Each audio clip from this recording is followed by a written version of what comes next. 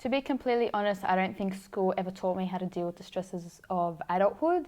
Everything we did was like to a syllabus or to a particular curriculum, and like exams, we had to be like taught like basically what to do for that exam to pass it.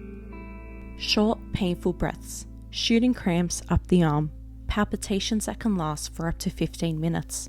For individuals like Sarah Nasser, aged 18, suffering from anxiety can be debilitating. Yeah, I reckon I am an anxious person.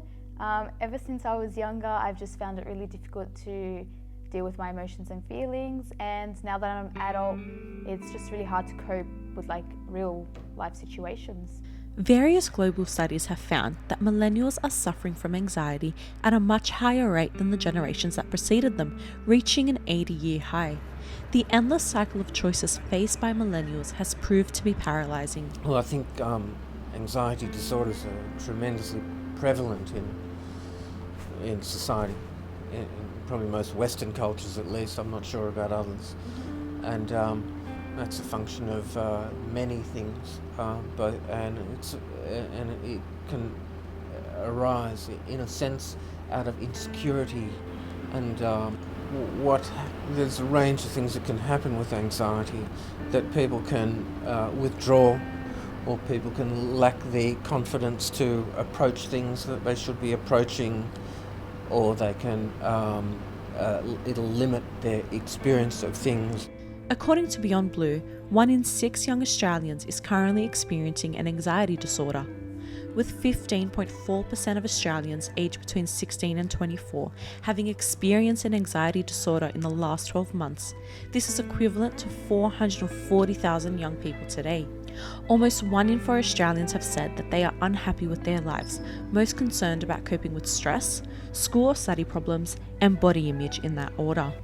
NAB's annual survey of well-being has shown that young women have much higher levels of anxiety than the rest of the Australian population.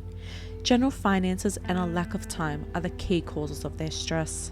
During high school, I didn't have a proper understanding of anxiety simply because there was no avenues for us to properly discuss it in school. I did feel anxious, and apart from the counsellor, there wasn't really anything else for us to discuss it. It was always a very awkward and personal thing for us to be experiencing in that sort of anxious time. That's why I did go pursue a psychology course during university, and it opened up a lot more dialogue for me and a lot more understanding.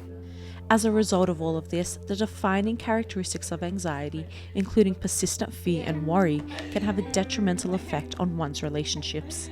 It hasn't directly affected our friendship, but I feel like it's affected her social life, and she's decided to stay home on multiple occasions, and she becomes an introvert. The changing nature of the world has allowed for Generation Y to be faced with a peculiar set of unknowns. This has called into question, what more can schools do to prepare the coming generations for the responsibilities of adulthood?